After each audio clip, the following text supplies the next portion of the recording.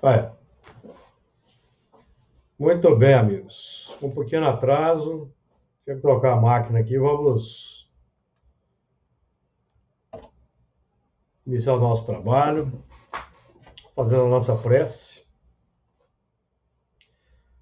Senhor Jesus, Divino Mestre, agradecemos a Ti pela oportunidade, pelo ensejo que se renova para nós.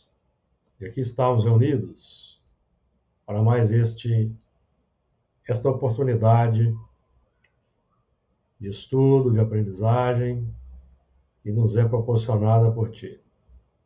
Que nós possamos, como sempre pedimos, realizar o melhor ao nosso alcance, em termos de inspiração, em termos de compartilhamento das ideias, que os amigos possam nos inspirar. Pedimos um amparo para toda a humanidade, para os irmãos em sofrimento, por todo o nosso globo, que as tuas vibrações de paz, compaixão, misericórdia possam envolver a todos os nossos irmãos em sofrimento. Que assim seja. Vamos lá, deixa eu fazer um ajuste aqui só no texto. Já vou voltar com ela para a tela.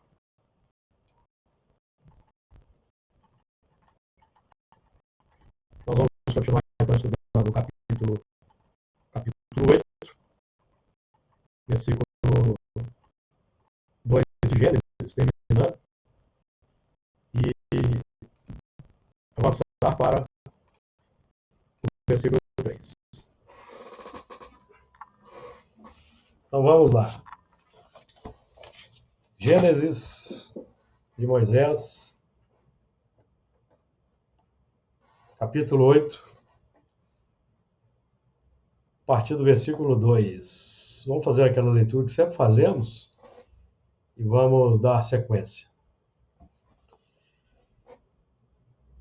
Cerraram-se também as fontes do abismo, e as janelas dos céus, e a chuva dos céus deteve-se. E as águas tornaram de sobre a terra, continuamente, e ao cabo de 150 dias as águas minguaram. E a arca repousou no 7º mês, no dia 17 do mês, sobre os montes de Arará. E foram as águas indo e minguando até ao 10º mês. No 10º mês, no primeiro dia do mês, apareceram os cumes dos montes. E aconteceu que, ao cabo de 40 dias, abriu Noé a janela da arca, que tinha feito, e soltou um corvo, e saiu, indo e voltando, até que as águas se secaram de sobre a terra. Depois soltou uma pomba, a ver se as águas tinham minguado de sobre a face da terra. Muito bem. Nós iniciamos o trabalho do versículo 2, do capítulo 8, que diz assim: Cerraram-se também as fontes do abismo, e as janelas dos céus e as chuvas dos céus deteve-se. Nós trabalhamos já as fontes do abismo, como sendo aquelas emersões das nossas paixões, das imperfeições, que foram cerradas. Essas fontes foram cerradas, fechadas, simbolicamente pelo controle que nós passamos a exercer sobre as inclinações más. Então é como se nós impedíssemos que dos planos subconscientes profundos continuem emergindo aqueles reflexos complexos. De um modo geral, falando no campo daquelas paixões bem complicadas que nós já vencemos, no campo da delinquência, no campo da violência, por exemplo, das questões mais graves da humanidade, que nós já vencemos. Obviamente, nós lutamos presentemente, no plano pessoal, com aqueles reflexos que prejudicam mais a nós mesmos do que a coletividade. que é que são aqueles aspectos das imperfeições que nós estamos buscando agora finalizar o grande trabalho da transformação moral, que nós buscamos finalizar ou minimizar ao máximo para que na regeneração esse trabalho seja finalizado. Porque na regeneração, nós aqui temos estudado bastante esse ponto. Na regeneração, a alma penitente encontra a calma e o repouso e acaba por se depurar. Então, a regeneração é o plano em que o espírito será ditoso, conforme aprendemos com Santo Agostinho. Então, nós não vamos lidar mais com a violência, com a delinquência, com a dor absurda e exacerbada como nos tempos atuais. A coletividade que estará encarnada na regeneração, ainda no futuro, evidentemente, que nós estamos nos momentos iniciais da regeneração, em que nós temos aí uma pequena parcela em regeneração na Terra e um grande contingente ainda nas faixas da expiação.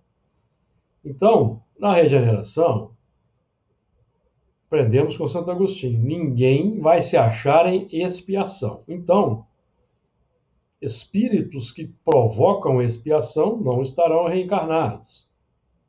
Quem provoca expiação? Por exemplo, os espíritos que promovem desvios de verbas públicas que causam grandes prejuízos para a coletividade e nas várias áreas da sociedade, espíritos violentos, espíritos delinquentes, espíritos extremamente materialistas que pregam, por exemplo, o suicídio, os que promovem as guerras, todos esses espíritos, os grandes viciados, os viciados que não conseguem superar suas viciações, os que fabricam drogas, produzem drogas. Então, esses espíritos, eles não estarão presentes na regeneração. Só por aí vocês vão ter uma ideia de quão distantes ainda estamos das faixas da regeneração plena no orbe. Nós já temos sociedades mais avançadas na Europa que já estão organizadas para a regeneração. Países que já venceram a miséria em larga escala, pobreza, já estão prontos, a sociedade pronta para as experiências da regeneração.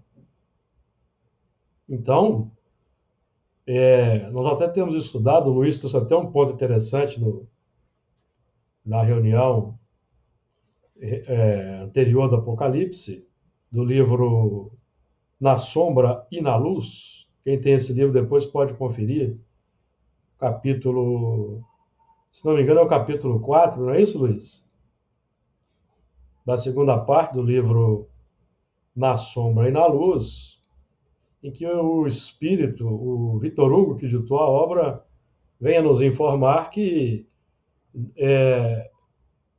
ainda vai demorar alguns séculos para que nós entrarmos na regeneração propriamente dita. Aquele momento em que nós vamos encontrar a calma e o repouso na sociedade para, então, finalizarmos a depuração. Então, cerrar as fontes do abismo significa impedir que na faixa mais profunda, mais assintosa de manifestação das trevas. Isso é que define cerrar as fontes do abismo, certo? Por que as fontes do abismo cerraram-se? Porque nós recebemos pelas janelas do céu ensinamentos que possibilitaram o trabalho de autocontrole, autotransformação, e que nos possibilitam esse movimento simbolicamente, de contenção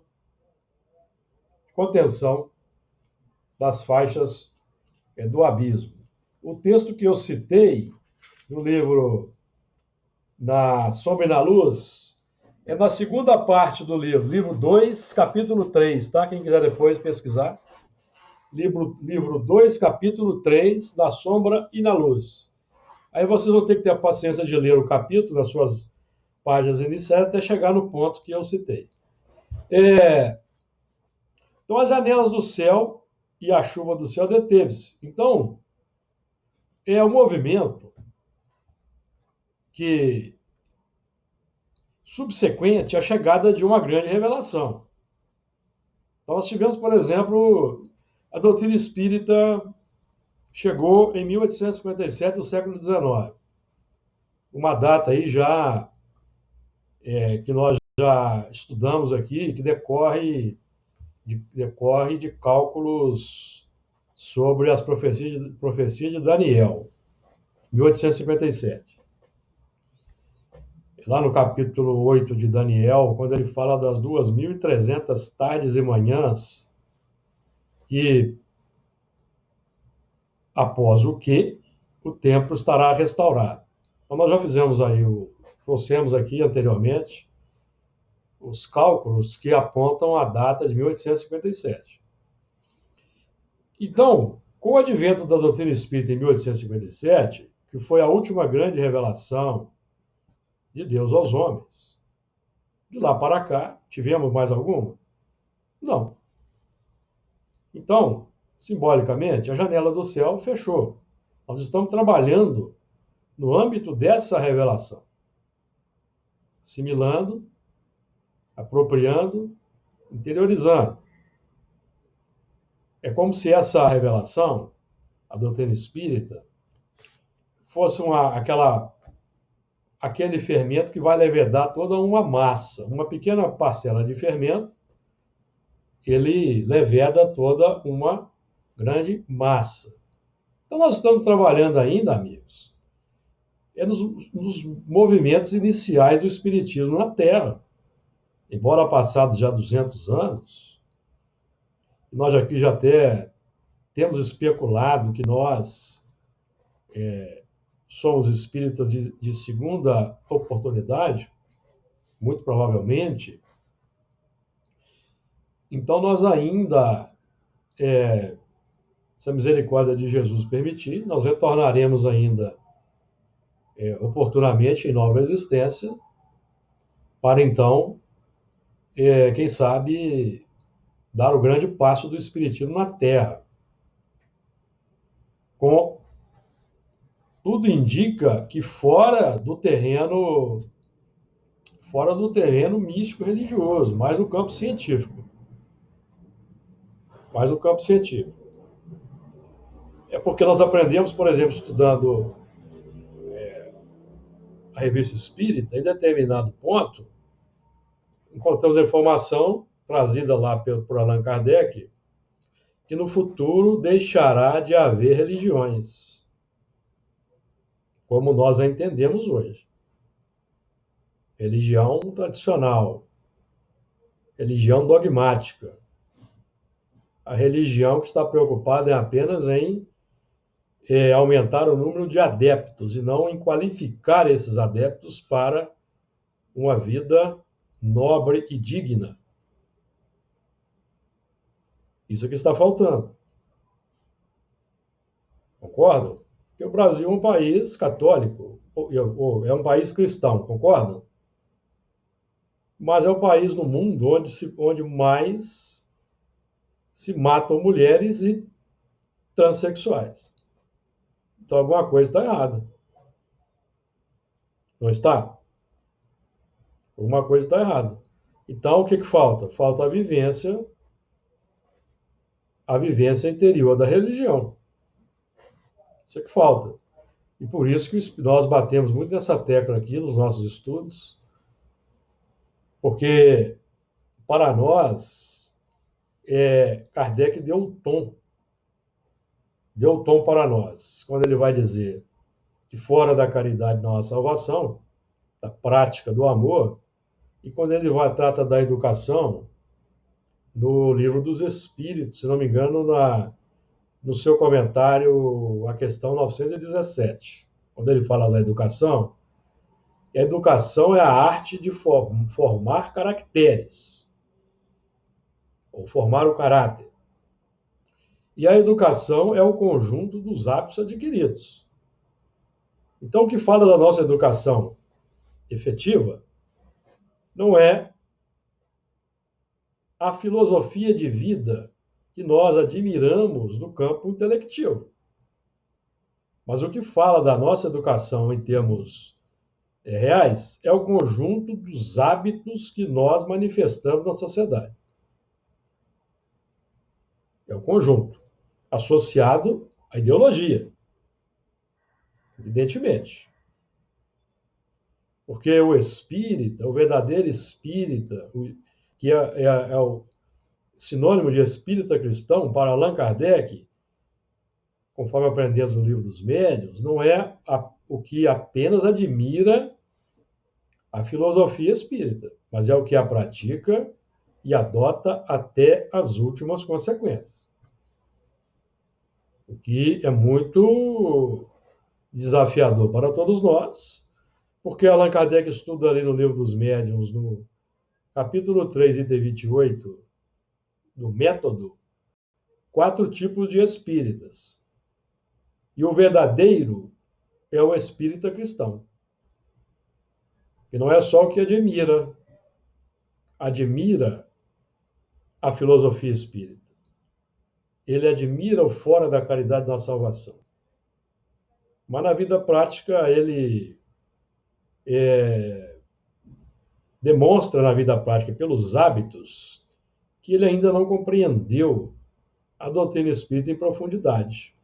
Porque o modelo e guia, o padrão é Jesus, que era o padrão de não violência, de amor pleno, que expressava a sua filosofia de vida por pensamentos, palavras, atitudes, ações. Então, o espírita cristão, a linha de corte nossa é muito alta. A linha de corte do espírita cristão é buscar refletir Jesus na sociedade, por palavras, pensamentos, atitudes e ações, se contrapondo de forma eloquente e veemente a tudo o que seja contrário à nobreza de caráter e às virtudes. Então é esse o ponto, porque foi o que Jesus fez. E que foi o que Allan Kardec também fez. Então, quando nós não conseguimos, de fato, e nós, no nosso dia a dia, realmente temos dificuldade, nós estamos transmitindo uma mensagem complexa para quem nos observa na sociedade. Então, é um ponto importante, porque esse estudo aprofundado, ele vai nos fazer identificar, não se nos faz identificar em nós a fonte do abismo, que vem do abismo, que vai se expressar de forma estranha, contrária ao evangelho vivo, nós também vamos ver no próximo. E se vemos no próximo,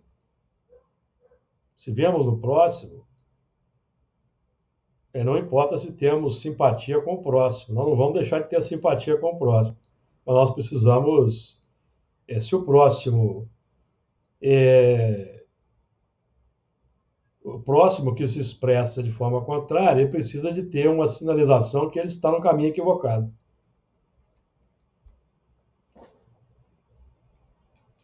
Não é que nós vamos digladiar com o próximo, mas nós vamos, pela nossa postura nobre e evangelizada no mundo, vamos demonstrar para o próximo que nós não concordamos com essa conduta. Comentários, amigos? Quem quer fazer um comentário? Luiz, quer dizer alguma coisa aí? Não, comentário não quer assim, não. Eu queria ver com você. Achei interessante, você falou do abismo, né? Da emergir as tendências complexas. Aí eu lembrei do abismo lá do Gênesis, no versículo 1º, né? No versículo 2º, Sim, é o mesmo abismo. Porque ele fala, eu fiquei, será que. Aí que eu vi aqui que havia trevas sobre a face do abismo, né? Então, até mais ou menos dentro do raciocínio que você está falando aí, né? Se havia trevas, é porque houve uma identificação da treva. Uhum. Como nós dizemos, havia trevas sobre a face do abismo, é que houve uma identificação. E essa treva, quando é que surge a treva? Quando a luz surge. Quando é que o mal se revela? Quando o bem surge. Porque enquanto o bem não se revela, o mal não é mal, é bem. O que eu quero dizer com isso? Eu quero dizer com isso o seguinte: que tudo aquilo que nós aprendemos nas faixas da evolução anterior ao reino humano, todos os instintos, que são embriões dos sentimentos, está no Evangelho, segundo o Espiritismo, e os instintos são embriões dos sentimentos, tanto as paixões quanto as virtudes. As paixões decorrem do desvio de rota. Então, o instinto se transforma em paixão. Exemplo, o que é o egoísmo? O egoísmo é instinto de conservação exacerbado. Onde que nós desenvolvemos o instinto de conservação? Nas faixas da animalidade. O animal precisa conservar seu território, conservar a sua família, conservar a sua vida. É um instinto de conservação. Conservação. Quando nós entramos na faixa humana, e quando eu digo faixa humana, estou aqui me falando de 200 mil anos atrás, com o surgimento do Homo sapiens. Pensamento contínuo presente. Aí se inaugurou a humanidade. Até então, éramos o quê? Hominídeos. Certo? Humanidade, segundo os espíritos, começa, aqui na Terra começou 200 mil anos atrás. Os primeiros movimentos, pensamento contínuo. E nós lidamos com a razão, segundo André Luiz, há 40 mil anos. Sapiens sapiens.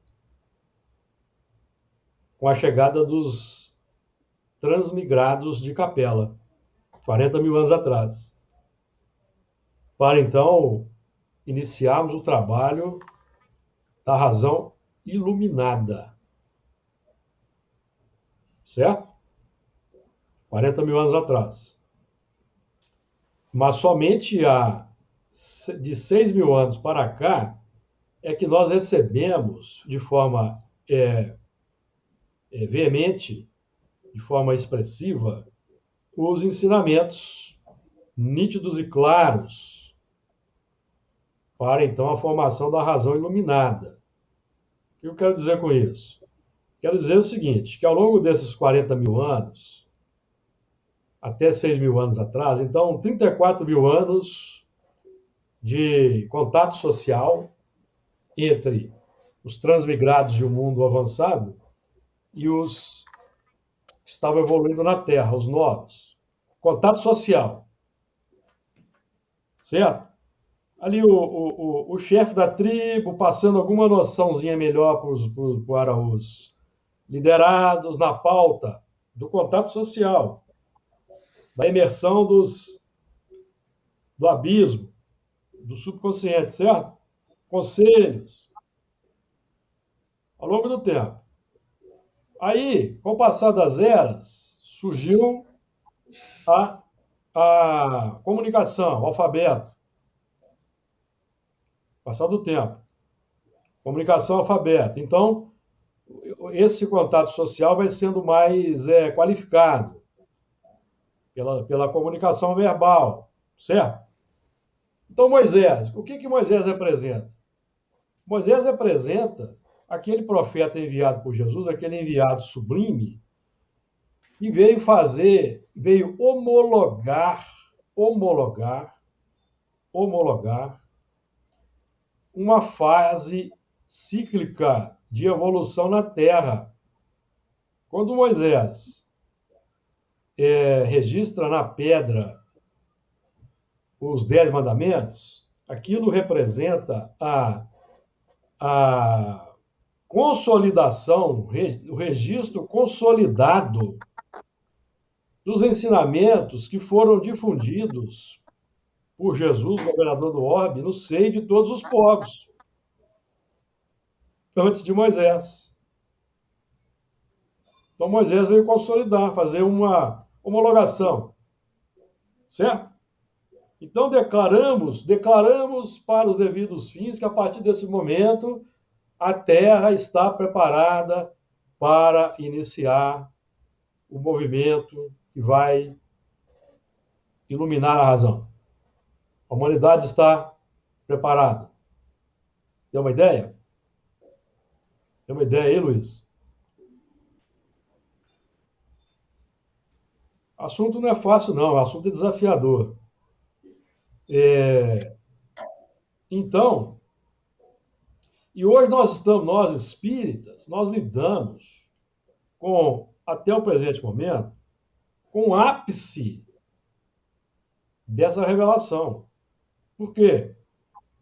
Tivemos Moisés, 1260 anos antes de Jesus, exemplificando, demonstrando o que é a lei na prática, na aplicação prática. Então, a lei que está na pedra, Jesus a praticou. O Moisés trouxe a lei significa isso aqui que eu estou fazendo na Terra, isso é a lei. É um padrão de vida. Filosofia de vida. Que desenvolve as virtudes. Então, voltando aqui à questão do instinto, então. Então, aí nós temos os mandamentos de Moisés, 10 mandamentos, em que 7 são coercitivos. Não matar, não roubar, não cobiçar, são 7 ao todo. Coercitivos do quê? Do desvio que nós elaboramos em cima dos instintos. Da lei de conservação, por exemplo. Nós criamos um desvio, porque, seguindo os instintos de forma natural, eles não são substancialmente maus. Aprendemos com o livro dos Espíritos. Porque Deus não cria ninguém para o mal. O mal é o abuso de quem se acresceu à vontade. Então, quando eu começo a aplicar os instintos que eu desenvolvi ao longo da evolução para o meu próprio bem-estar, prazer e benefício, eu desenvolvo o mal. Onde? Na minha intimidade. Eu não estou desenvolvendo o mal para o próximo, amigo. Eu estou desenvolvendo para mim. Porque eu crio imperfeições. E a imperfeição que eu gero, ela vai ser instrumento de escândalo para aqueles que precisam do impacto da dor. Porque o mal, em essência, não existe. Quem que nos ensina isso? Primeiro, o Livro dos Espíritos, questão 551.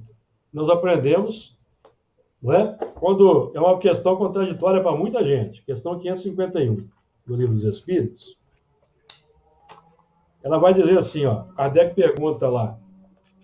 É uma questão que muita gente tem dificuldade de entender. Ela aparentemente é contraditória. Kardec pergunta: pode um homem mau, com auxílio de um mau espírito, que ele seja dedicado, fazer mal ao seu próximo? A resposta: não. Deus não o permitiria. Alguém pode dizer assim: como assim? Esse pessoal que está dando tiro, facada? Não, amigos, ele não está fazendo mal para o próximo, ele é instrumento do escândalo. Está fazendo mal para si. O mal é para ele. E o mal que ele faz para ele é aproveitado para corrosivo da sociedade, corrosivo da imperfeição, para os retardatários. Porque Deus não apressa a expiação, ele sabe esperar. Então, os que estão aí vivendo os duros embates das dores são os retardatários, que não aproveitaram o tempo. Porque a expiação não é precipitada. Deus espera o momento certo. Então, quando o espírito é recalcitrante, ele é preguiçoso, demora a despertar, Deus, então, está lá na questão do livro dos Espíritos 62A, Deus, então, pode lhe impor certa existência dolorosa. E Emmanuel, comentando esse... Aqui eu ouso dizer que Emmanuel está comentando essa pergunta, no livro Consolador, questão 135, ele vai dizer que o mal para Deus é zero, não existe.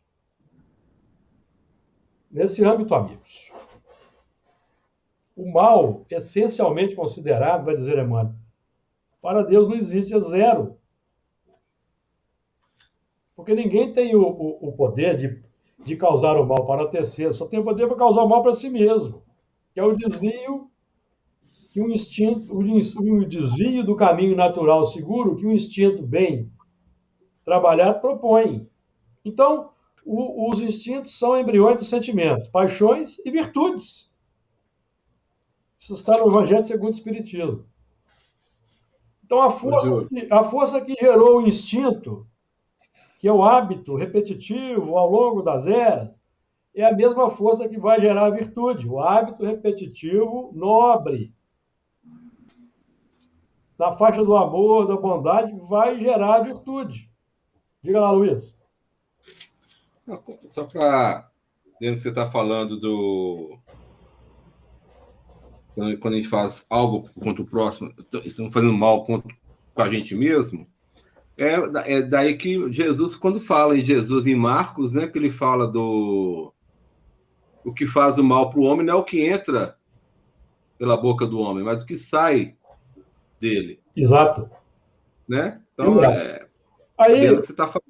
O elemento que é egoísta, que é orgulhoso, que é muito vaidoso, que é prepotente, que é arrogante, ele vai ser utilizado pela sabedoria divina como instrumento do escândalo.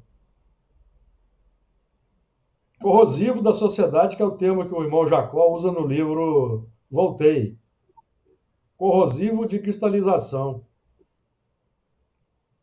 Então, quando nós nos deparamos com a informação de Santo Agostinho, que na regeneração ninguém estará em expiação, então você pode concluir o seguinte, que os espíritos imperfeitos que causam as problemáticas internas não estarão reencarnados. Por quê? Linguagem dos espíritos, porque se eles continuam reencarnando na Terra, eles continuam promovendo confusão e desordem. Continuam promovendo confusão e desordem, pelo que eles praticam. De acordo? Então, o estado de espírito, ele se manifesta sempre. Manifesta sempre. Então, nós precisamos, então, fazer o quê? Alterar o estado de espírito.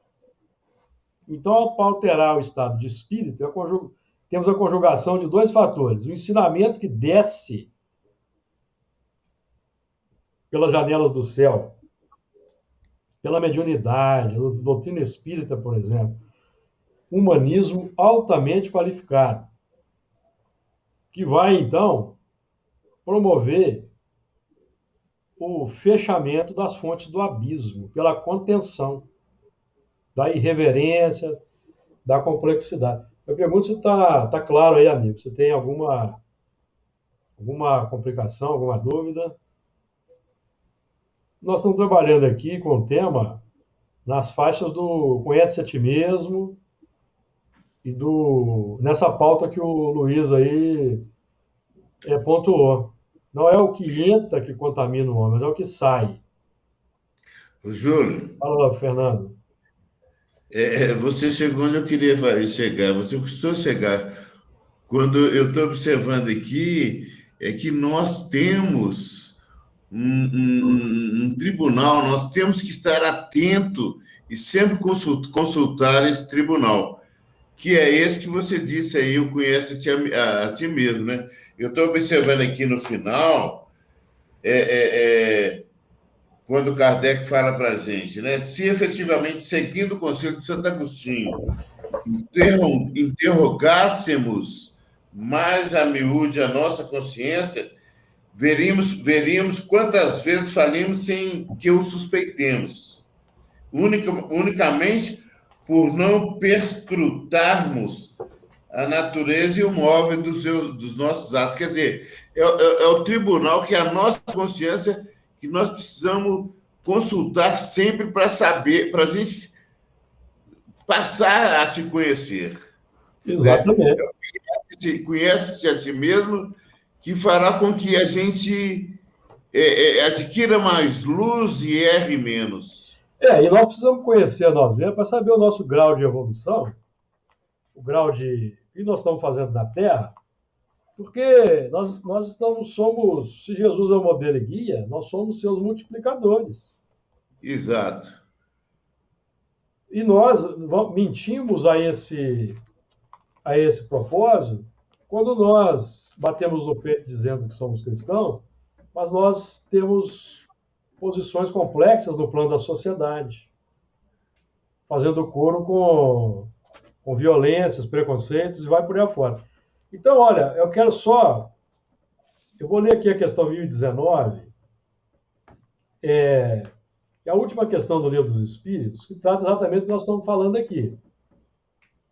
Estamos falando aqui de mundo de expiação, de mundo de regeneração, de impedir que as complicações do abismo elas continuem emergindo para a sociedade, não é isso? Para o plano social, por nosso intermédio.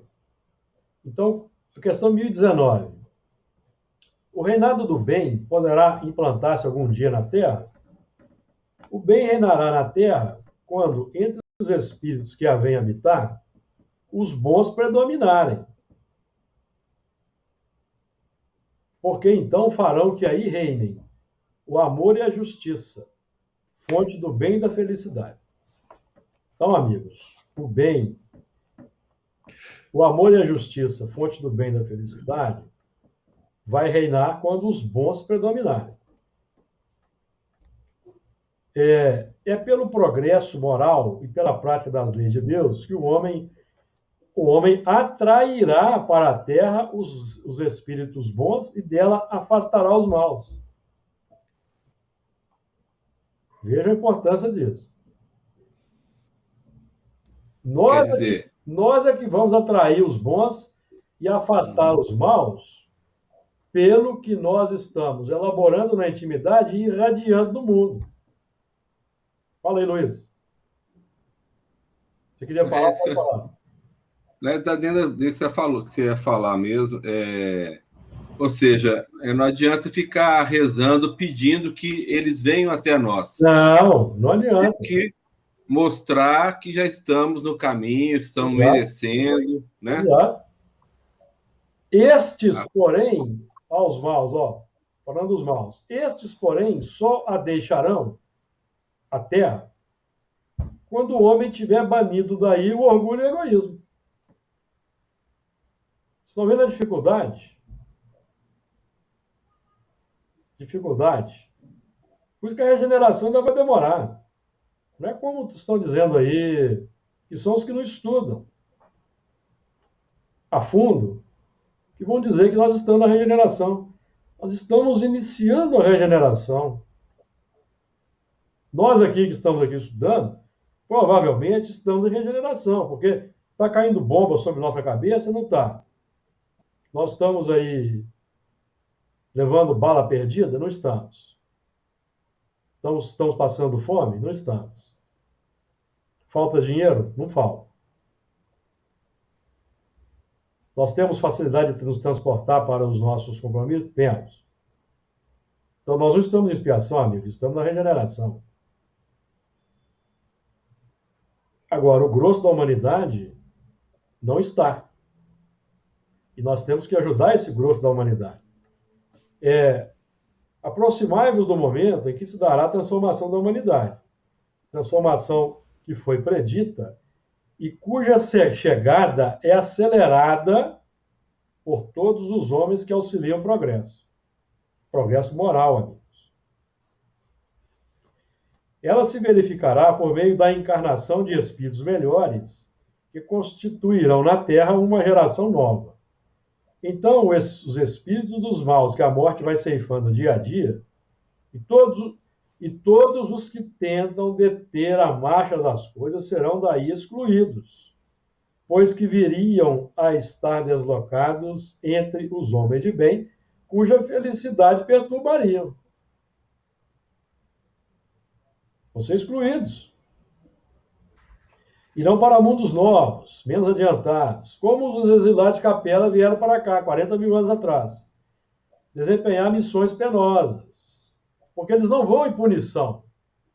Como os exilados não vieram em punição, vieram desempenhar uma missão. Em que poderão trabalhar pelo seu próprio adiantamento, ao mesmo tempo pelo progresso de seus irmãos mais atrasados. Aí ele continua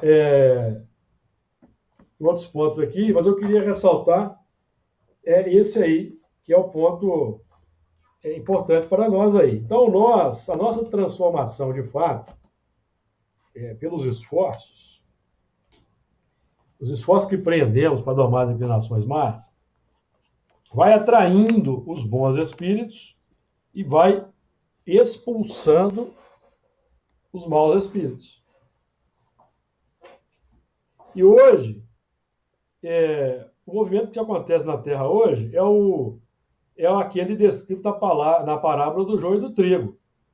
O joio e o trigo vão crescer juntos e eles vão ser juntados em molhos. O que isso significa? Que o trigo e o joio vão encontrar os seus afins pelos laços magnéticos. Laços magnéticos.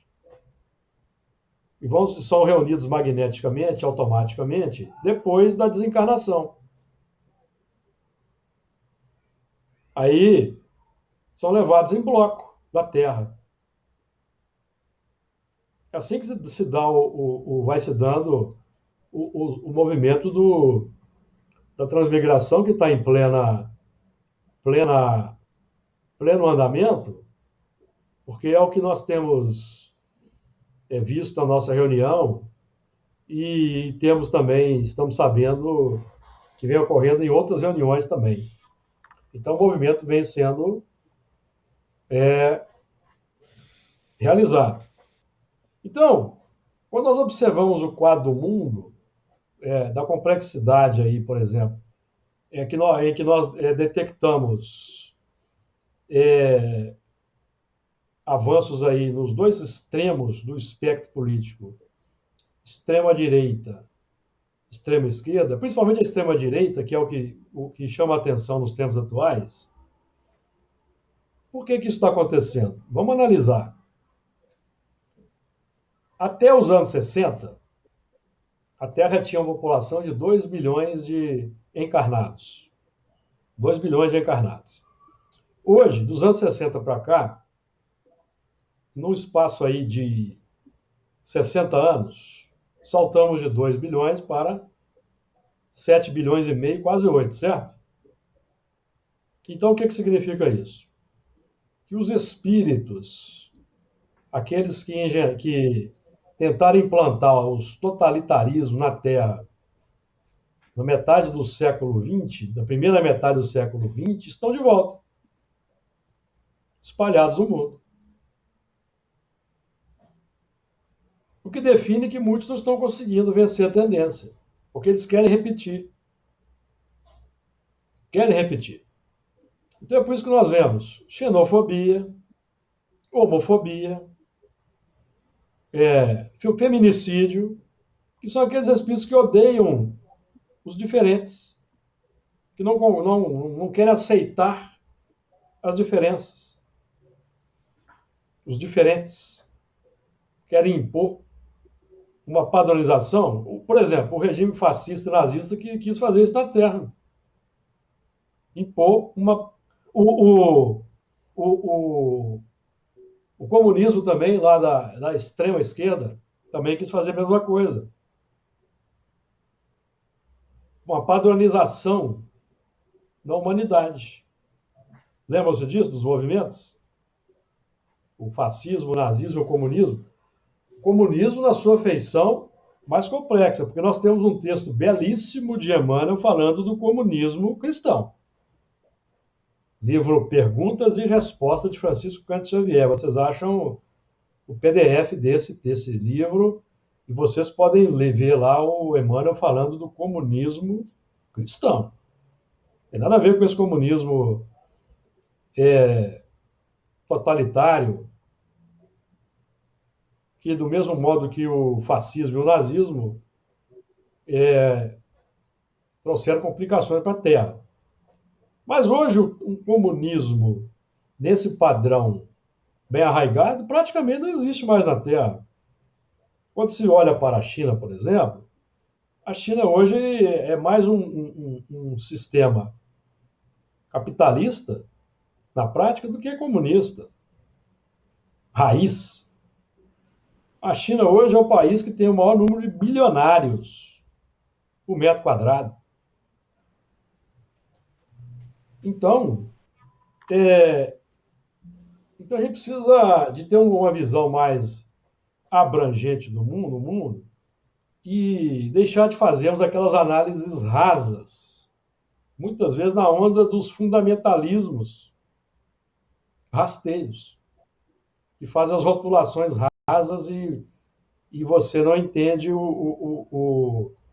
você não entende, por exemplo, o contexto. Então, por exemplo, não estou fazendo apologia, não. Eu nem nunca li o livro de Marx, O Capital.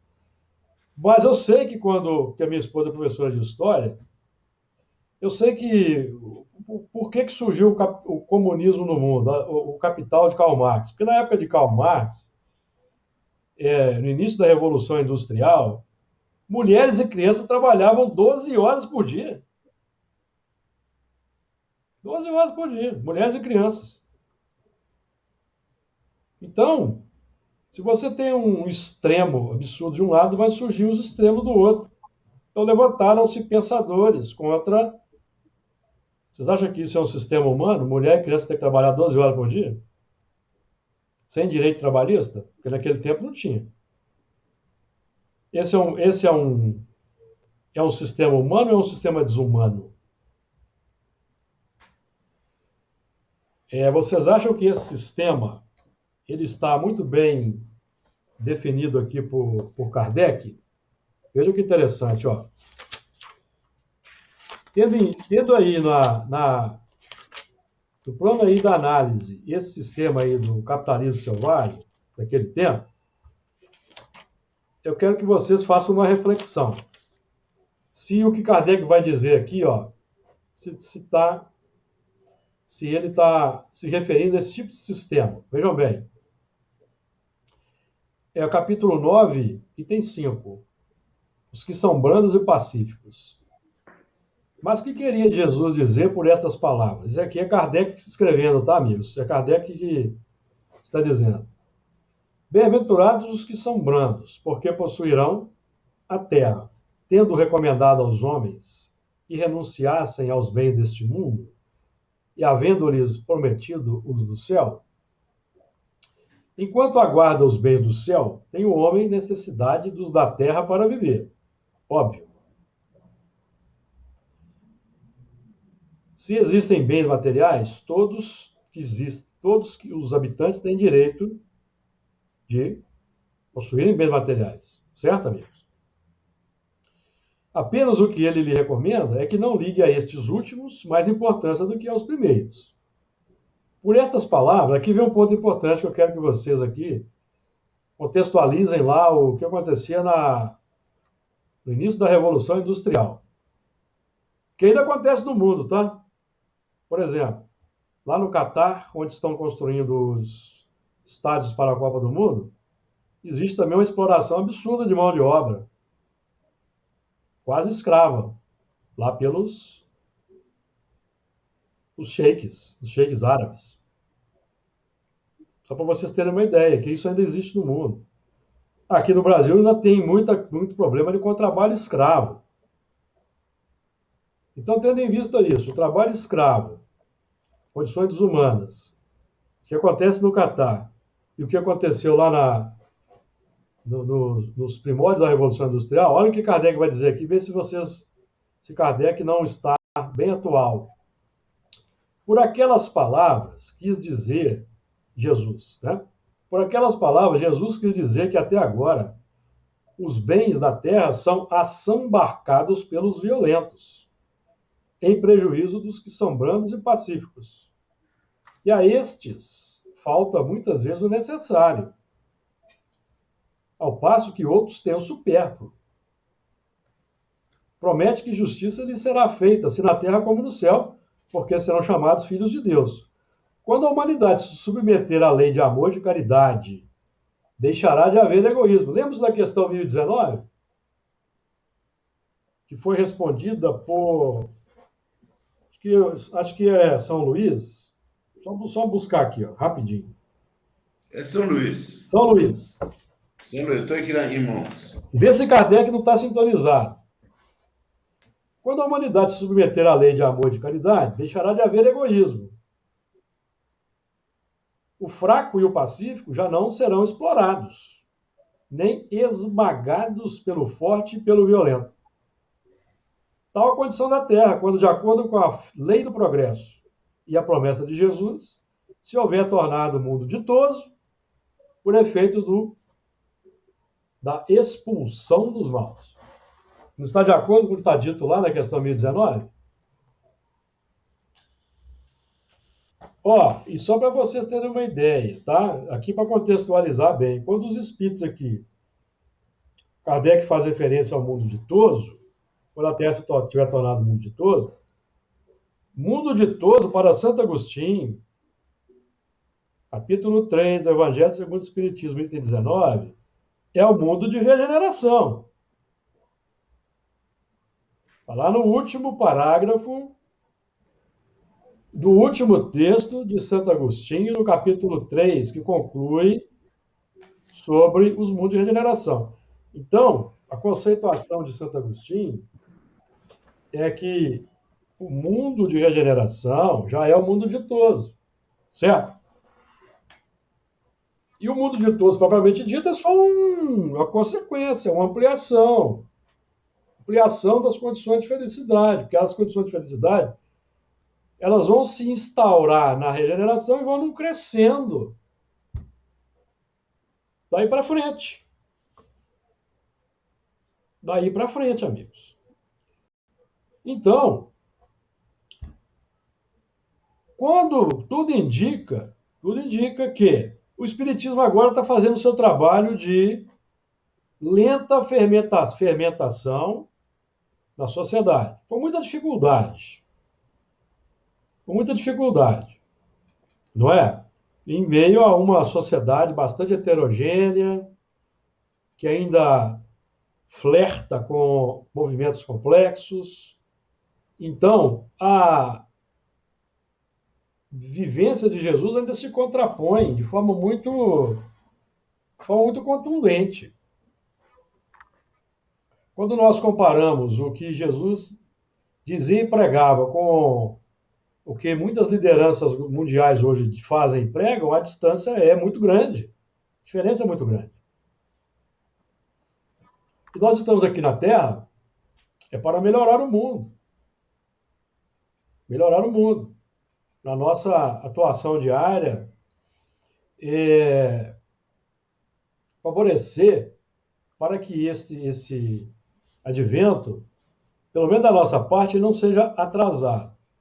Comentários aí, Luiz? Alguém quer fazer mais algum comentário? Vou passar para o versículo 3.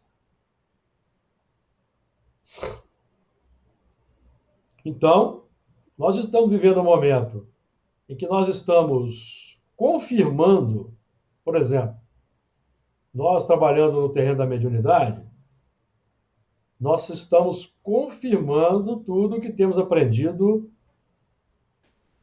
teoricamente e pela codificação, ou não estamos? Estamos confirmando. Então, nós estamos vivendo um momento da formação na intimidade. Formação. Nós, como tudo indica que somos espíritas de segunda viagem, o nosso trabalho hoje não é mais o de adotar a mentalidade espírita cristã e admirá-la, não. É de formá-la nos terrenos do coração. Formar. Praticando. Vivenciando bem o amor. Que é o grande desafio, amigos. Porque nós temos defeitos, imperfeições. E é no contato social que elas emergem. É nos contatos de uns com os outros que as nossas imperfeições de uns e outros, elas se manifestam. Aí, uns e outros de nós precisam ter tolerância, paciência, compaixão, misericórdia para com o outro e vice-versa. Assim nós vamos progredindo juntos. Ou todos nós aqui somos perfeitos? Não. Evidentemente que não. Temos imperfeições. E as nossas imperfeições funcionam como aquele momento para o outro aprimorar-se pela tolerância para conosco e vice-versa. Assim que nós vamos, então, pelo contato social, vamos progredindo, vamos avançando.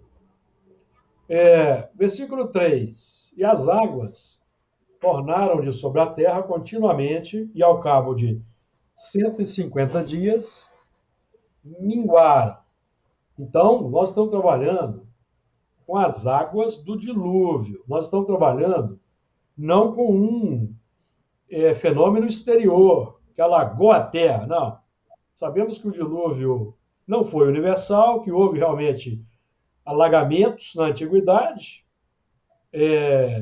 cíclicos, e que houve um grande alagamento importante ali naquela região, uma certa época.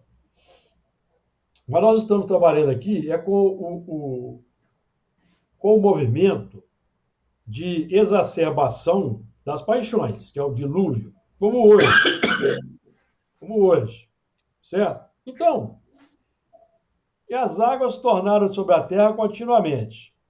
Então, vamos ler aqui o que eu registrei do Honório.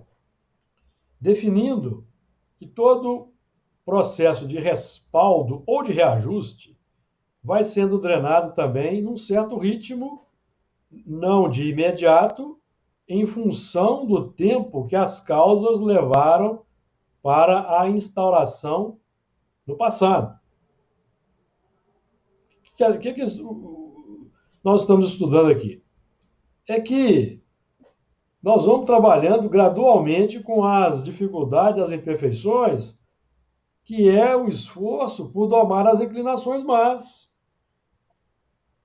Nós sabemos que as nossas imperfeições, elas foram geradas em movimentos habituais repetitivos, ao longo de muitas reencarnações,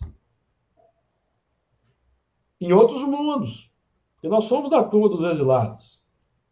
Então, nós estamos falando de coisa bem arraigada. Então, mesmo com o conhecimento espírita hoje, que nós estamos interiorizando, que nos convida ao controle, domar as inclinações más, de quando em quando elas vão emergindo. Elas vão se espalhando, elas vão se tornando mais esparsas. Então, as águas, tornar sobre a terra continuamente, indo e voltando, que é um movimento interno. Hoje você consegue impedir que um reflexo complexo ele se exteriorize. Mas amanhã você não consegue segurar, ele volta. Aí você fala, puxa vida, eu achei que eu estava bem, não estava. Tem que ter mais vigilância. Aí você consegue espaçar mais um certo tempo. Certo? Mas depois de um certo tempo, volta. Até que vai havendo aquele espaçamento e ele desaparece. Por quê? Porque ele foi substituído por um outro reflexo positivo. Então, esse é o movimento. E as águas tornadas sobre a Terra continuamente. Então, na regeneração, pelo que nós depreendemos, nós vamos lidar com os resquícios. Com os resquícios emocionais. Ninguém vai sair de arma em punho dando tiro no próximo. Porque não vai ter expiação na Terra. Ninguém vai promover desvio de verba pública, porque não haverá espaço para esses espíritos na Terra. E ao cabo de 150 dias minguaram, que é o que nós estávamos dizendo. 150 dias é o ciclo. 1 mais 5, 6. 1 mais 5, 6. Por exemplo, depois da desencarnação de Kardec, 1870,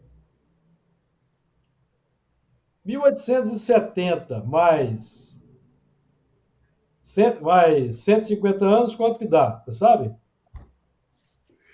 2020. Olha que interessante. 2020. É um ponto para nós pensarmos. Em 2020 tivemos essa pandemia. Bem dolorosa. É um ponto para nós pensarmos, tá? Então, pode ser, quem sabe, não é isso? Nós estamos vendo aí na sociedade. Quando nós vemos aí na sociedade o grito das minorias, dos que são sistematicamente explorados, conforme aqui Kardec vai dizer, pelo forte, as minorias, o que nós estamos percebendo é um movimento de identificação das complicações que estão fazendo no mundo, identificação, para saneamento, em todas as frentes. Nós temos o embate dos que querem desmatar para lucrar e dos que não querem desmatar para priorizar a vida, para ficar só num lance. Então, esses que querem desmatar simplesmente visando o lucro, sem preocupar com restauração, são os que devem sair da Terra. Porque hoje nós já temos condições de fazer uma exploração sustentada. Ou não temos? Temos condições. Por que ainda não se faz em grande escala? É porque isso diminui o lucro. Diminui o lucro. O sistema capitalista liberal, ele prioriza o lucro. Então, nós estamos vivendo um embate no campo profundo dos corações entre duas humanidades. Uma humanidade que quer um mundo melhor, independente de crença e de ideologia, porque elas estão em todos os espectros políticos, excetuando extrema esquerda e extrema direita, mas no centro-direita e no centro-esquerda, para nós aí só contextualizarmos, nós temos pessoas que estão buscando um mundo melhor, não temos? Nas duas frentes. Então nós temos que identificar as pessoas que estão buscando esse mundo melhor para ajudá-las e incentivá-las. Então, nós estamos vivendo aí um momento da identificação. A identificação é dolorosa, porque nós identificamos em nós mesmos primeiro, e depois lá fora. Porque o que se manifesta no mundo, para terminar o nosso estudo, o que se manifesta no mundo é o que nós exteriorizamos. Ah, no mundo o mal predomina? Porque ainda existem espíritos muito complexos reencarnados no mundo, imperfeitos. O bem ainda tem dificuldade? Tem, porque os espíritos bons ainda são minoria. Por quê?